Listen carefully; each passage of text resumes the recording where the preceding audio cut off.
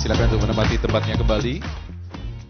Karena public expose dari PT Indo Oil Perkasa Tbk akan segera kita mulai.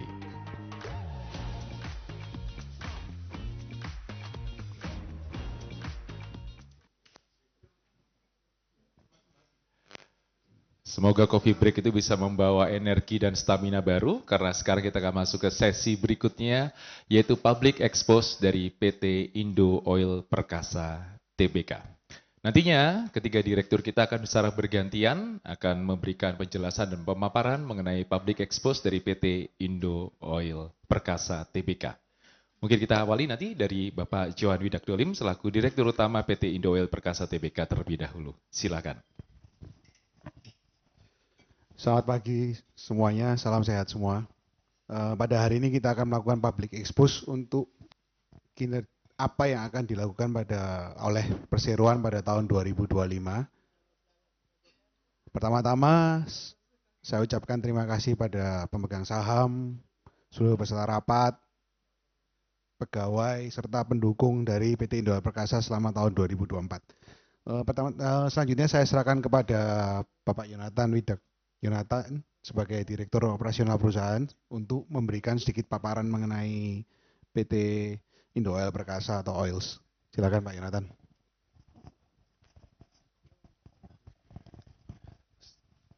Selamat pagi Bapak Ibu. PT Indo Oil Perkasa Tbk didirikan pada tahun 2016, merupakan perusahaan yang memproduksi dan memasarkan crude coconut oil atau yang disingkat sebagai CNO atau minyak kelapa mentah dan juga produk turunannya. Perseroan juga memproduksi CCNO dan Copra Mill yang merupakan ampas kelapa atau lebih banyak dikenal orang bungkil kelapa. Beberapa keunggulan Oils adalah kami memiliki produk berkualitas dengan standar produksi dan tingkat ekstraksi yang tinggi. Lokasi pabrik kami berada di Mojokerto yang berada sekitar 59 km arah barat dari Pelabuhan Tanjung Perak, Surabaya. Dan juga saat ini Perseroan menempati posisi ke-7 sebagai eksportir CNO di Indonesia dengan jangkauan ke pasar internasional seperti Malaysia, Sri Lanka, Bangladesh, Thailand, dan Turki. PT Indo Oil Perkasa memiliki visi dan misi menjadi perusahaan produsen dan eksportir minyak kelapa global yang unggul, berwawasan, dan terkemuka. Dan kami juga memiliki misi untuk menghasilkan minyak secara efisien dan memberikan produk kelapa yang berkualitas dan terpercaya dan menciptakan nilai tambah bagi pelanggan dan mitra perseroan. Dan kami juga menjalankan bisnis minyak kelapa dengan komitmen dan prinsip nilai bisnis terbaik dan daya saing tinggi. Produk-produk dari perseroan kami bagi menjadi 5. Yang pertama yaitu minyak kelapa mentah. Yang kedua adalah minyak kelapa yang premium. Yang ketiga adalah refined coconut oil yang sudah direfinasi. Yang keempat, copra meal yang kita sebut tadi sebagai bungkil kelapa, dan juga pelletized meal, yaitu bungkil kelapa yang sudah dibentuk dalam pellet. Berikut akan saya berikan kepada Bapak Albert untuk membicarakan mengenai kinerja tahun buku 2024. Ya, terima kasih. Slide. Oke, saya memaparkan kinerja tahun kita buku 2024 yang telah diaudit oleh KAP Publik. Kita ada seperti yang di slide ini, semua yang kita di neraca kita mengalami kenaikan semua dari aset, liabilitas maupun ekuitas. Aset kita menaik 20 miliar, mostly karena kontribusi dari kenaikan harga bahan baku, sehingga kita menyimpan bahan baku lebih banyak. Dengan itu mengapa kok liabilitas juga mengikuti kenaikan, karena kita juga menyimpan banyak bahan baku, lebih banyak dari tahun sebelumnya karena terutama dari tonase maupun harga. Ekuitas kita naik dikontribusikan karena laba berjalan kita yang naik dari tahun 2023 ke 2024. Untuk tahun 2025 di kuartal 1 kita bisa lihat dari performa dari perusahaan Indo Oil Perkasa ini juga meningkat. Kita bisa lihat dari aset maupun ekuitas kami. Liabilitas ada kenaikan cukup tinggi seperti yang saya diskusikan barusan, bahwa kita ada kenaikan bahan baku yang cukup fantastis atau cukup tinggi yang menyebabkan kita aset meningkat dan liabilitas yang meningkat. Kita menggunakan sehingga utang dagang kami naik karena harga bahan baku juga naik juga, seperti itu. Kenapa kok ekuitas kita naik? Bisa dilihat di slide berikutnya. Di laba rugi kita memiliki laba yang lebih bagus dari tahun sebelumnya, walaupun dipotong oleh adanya libur lebaran. Kita dapat menjual barang kita lebih banyak, meskipun laba bruto menurun. Itu juga disebabkan karena kita lebih banyaknya penjualan lokal yang memiliki expense yang lebih rendah. Mengapa kok tahun lalu dan tahun ini penjualannya, kenapa kok fokus ke lokal bukan ke ekspor? Karena di perusahaan komoditas ini kita juga melihat margin mana yang paling besar. Kalau misalnya margin besar yang di lokal, maka kita akan menjualkan ke lokal, begitu juga sebaliknya. Sehingga penjualan lokal ini bukan karena direksi arah dari perusahaan kami adalah fokus terhadap lokal, melainkan kita melihat apakah ada opportunity yang lebih tinggi untuk mendapatkan margin lebih tinggi pada pasar lokal, maka kita menjualnya ke pasar lokal, seperti itu. Di penjualan kita juga ada kenaikan cukup signifikan, 50 miliar. Itu selain karena harga yang menaik dari tahun sebelumnya, disebabkan juga kapasitas produksi kita yang naik. Seperti kata Pak Johan tadi waktu RUPS disinggung, bahwa mesin kami yang sudah meningkat kapasitasnya beroperasi di tahun 2025 ini. Meskipun di Januari Februari itu kuartal pertama ini cukup kering ya, mulai hujannya kan bulan 3, bulan 4, bulan 5 ini, penjualan kami masih bisa meningkat, raw material juga bisa masuk dalam jumlah yang cukup, tapi tidak maksimal. Jadi kita masih bisa ada ruangan di penjualan kita. Untuk proyeksi moga-moga tahun ini kita bisa mendapatkan kapasitas yang jauh lebih tinggi dan sesuai target dari bahan baku maupun penjualan kita. Oke, berikutnya akan saya kembalikan lagi ke Pak Johan untuk pencerahan untuk target market dan berikutnya. Untuk tahun 2025 ini seperti yang kita lihat di slide ini, itu ada huruf all over Indonesia with export to the world. Intinya kita membuka pasar dari ujung dunia Amerika sampai Asia, Eropa, dan Afrika. Amerika Selatan, serta intinya di mana demand minyak kelapa berada, kita akan berusaha memasuki pasar tersebut. Untuk tahun 2025 ini kita ada beberapa proyek yang kita harus jalanin karena sudah lebih dari 1 tahun perencanaan, pembangunan, serta persiapan untuk produksi. Pertama-tama ada PT Indosena Perkasa yang sudah resmi berjalan mulai tahun ini. Untuk PT Indosena Perkasa ini adalah joint venture kita dengan salah satu partner usaha kita, yaitu Sena Mill Refinery dari Sri Lanka. Untuk Indosena sendiri kita akan memproduksi tepung kelapa beserta virgin coconut oil untuk pasar dunia, di mana Sena Mill adalah salah satu produsen virgin coconut oil yang cukup disegani di dunia. Selanjutnya kita juga ada proyek berikutnya, yaitu PT Indo Kelapa Perkasa. PT Indo Kelapa Perkasa ini kita menjajaki mulai tahun 2023 dengan fenomena produk baru, yaitu santan, minuman santan. Kita melihat demand untuk santan di dunia ini semakin lama semakin tinggi, serta penggunaan santan untuk konsumsi maupun untuk sebagai minuman itu selalu meningkat, sehingga kita berkesimpulan bahwa ini adalah waktu yang tepat untuk diversify, menambah portofolio produksi dari PT Indo Kelapa Perkasa.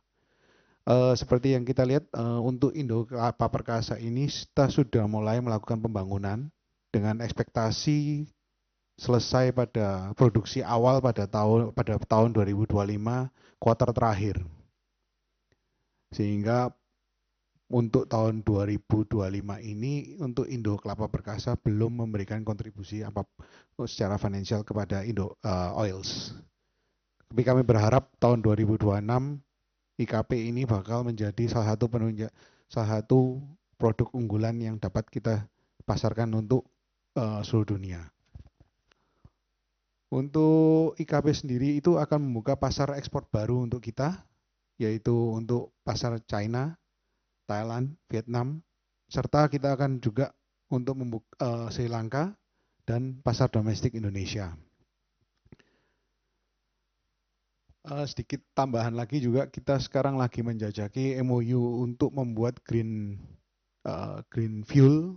aviation fuel dengan perusahaan dari Jepang. Saat ini kita sedang menjajaki mempelajari sisi dari bisnis tersebut, sehingga kedepannya kita dapat melakukan ekspansi lagi di pasar-pasar baru. Untuk prospek bisnis saya serahkan pada Pak Yonatan.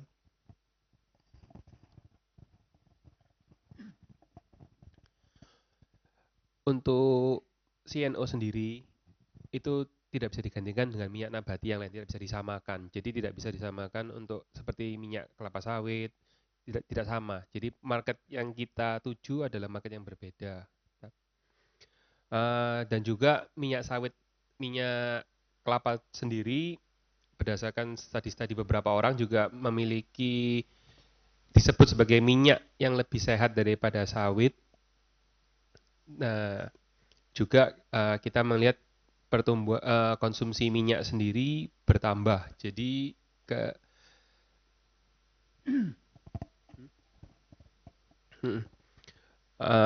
untuk minyak nabati menggunakan bioaftur sebagai juga untuk mengganti sebagai green energy.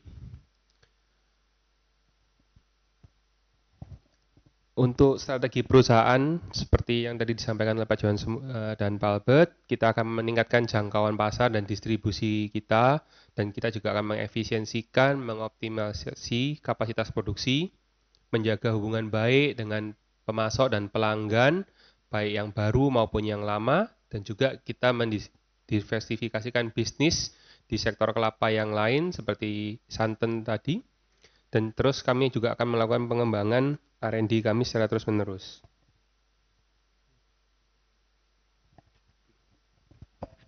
Pencapaian kita pada kuartal pertama 2025 di sisi sertifikasi untuk perusahaan, kita juga telah disertifikasi oleh Intertek sebagai produsen keberterusan minyak kelapa. Jadi dengan adanya sertifikasi ini, produk kita dapat dikirim ke Eropa tanpa ada halangan.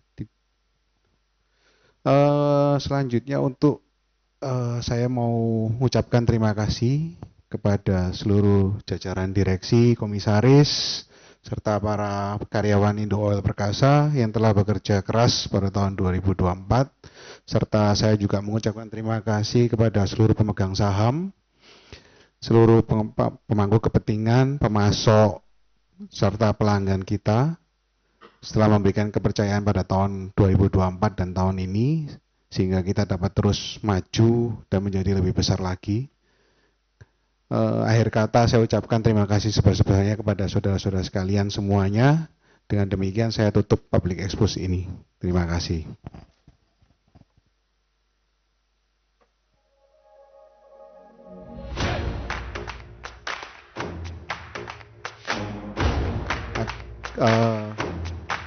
Berikut adalah video profile sebelum kita masuk ke sesi tanya jawab untuk public expose.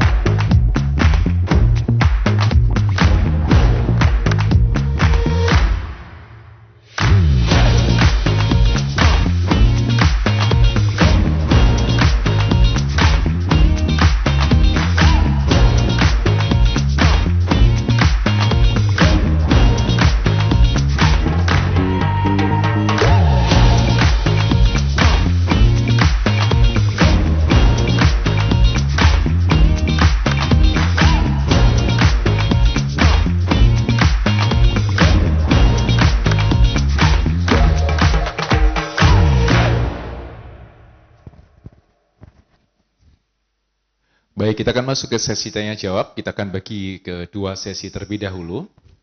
Kami sudah berhasil mendapatkan pertanyaan untuk Dewan Direksi dari yang mengikuti kita secara online. Berikut pertanyaannya, Dewan Direksi, dari Edwin, yaitu investor juga. Bagaimanakah target kinerja Oils tahun 2025? Baik dari sisi pendapatan dan laba, mengingat adanya tekanan-tekanan kebijakan, terutama dari Amerika terkait tarif ekspor. Apakah perseroan memang sudah ada langkah khusus yang disiapkan untuk menghadapi perang tarif tersebut? Terima kasih atas pertanyaannya, Pak Juan, saya jawab. Untuk target kita di Amerika, saya bahas dulu mengenai tarif. Kebetulan juga salah satu customer kita emang kita kirim ke Amerika atau United States. Itu untuk tarifnya sendiri kita tidak ada langkah khusus karena target market kita bukan United States seperti yang ada di laporan penjualan kita. Penjualan kita di Amerika Serikat mungkin hanya 2-3% dari total penjualan kita, pertama. Dan kedua, seperti kata Pak Yonatan, minyak kelapa ini, coconut oil itu tidak ada penggantinya yang dengan gampang ya, sehingga minyak kelapa kita di United States itu masih dipakai exclusively atau tidak bisa disubstitusikan dengan minyak-minyak nabati yang lainnya. Sehingga untuk demand masih ada, tetapi untuk tarifnya kita juga memantau terus untuk kebijakan dari Indonesia ke Amerika Serikat. Dan so far selama ini tidak ada kendala di dalam bidang itu. Untuk proyeksi tahun 2025 ini kita tentu mentargetkan kenaikan di laba maupun di penjualan. Seperti yang Pak Johan bicarakan, kita juga target ke worldwide sehingga market kita yang mau kita ambil itu akan bertambah terus. Seperti tahun ini kita sudah mulai menjelajahi Filipina, mulai memperkuat relasi dengan Jepang dan negara-negara lainnya. Cukup optimis kalau dalam kita mentargetkan kapasitas produksi kita untuk menjadi 90% atau 90% lah dari kapasitas terpasang, sehingga itu bisa menopang penjualan yang menaik dan juga efisiensi dari mesin-mesin kita sehingga margin laba pun menaik seperti itu. Baik, terima kasih. Pertanyaan kedua sekali lagi dari yang mengikuti kita secara online dari Candy Investor yang menanyakan bagaimana dividen para investor? Dan yang kedua, apakah produk perseroan diekspor semua atau ada juga yang untuk dalam negeri? Oke, untuk dividen tahun ini saya mohon maaf kita tidak akan membagikan dividen untuk tahun laba 2024 dikarenakan untuk ekspansi dua anak perusahaan Indo Oil Perkasa kita membutuhkan modal yang lebih, sehingga pada tahun 2024 ini untuk buku 2024 kita tidak akan membagikan dividen. Terus pertanyaan yang kedua, untuk ekspor itu kita sebagai perusahaan komoditas kita sangat dinamis menghadapi harga, terutama untuk persaingan harga di lokal maupun ekspor. Jadi kita selalu fleksibel untuk lebih memilihkan produk yang bisa kita berikan kepada publik sehingga yang mana dapat memberikan keuntungan lebih kepada perseroan. Sehingga untuk saat ini mungkin kita lebih berapa persen Pak? Kalau boleh tahu, saya lupa, ekspor dan lokal. Untuk posisi Q1 kita lebih tinggi lokalnya Pak Johan, sekitar 70-30%. Ya, itu untuk menjawab pertanyaan apakah kita ekspor atau produk lokal domestik. Baik, terima kasih. Itu tadi Q&A di sesi pertama. Dan untuk Q&A ke sesi kedua saya juga barusan mendapatkan pertanyaan juga dari online. Dari Pak Diki yang menanyakan untuk sesi 2 ini, apakah Oils menganggarkan CAPEX pada tahun 2025? Lalu apa yang akan dilakukan Oils untuk merambah pasar ekspor baru bagi peningkatan pendapatan perseroan? Untuk capex yang kita siapkan tahun ini itu seperti Pak Johan diskusikan tadi, itu untuk anak usaha kita ya Pak Johan ya. Untuk PT Indo Kelapa Perkasa sendiri kita menyiapkan 6 miliar rupiah untuk modalnya, dan untuk Indosena pun kita juga menyiapkan modal capex juga sekitar 5 miliar, dan juga untuk maintenance perusahaan kita Indo Oil sendiri itu kurang lebih sekitar 2-3 miliar. Selain itu untuk penambahan mesin maupun penambahan capital expenditure selain itu kita tidak menganggarkan ataupun belum menganggarkan juga. Jadi intinya tahun ini kita fokus untuk pengembangan anak usaha. Untuk Indo Oil sendiri kita setelah 2 tahun kita ekspansi, untuk tahun ini kita lebih fokus ke anak usaha dulu. Ya. Semoga bisa terjawab buat yang mengikuti kita secara online. Apakah mungkin ada dari hadirin yang ada di sini untuk menambahkan pertanyaan?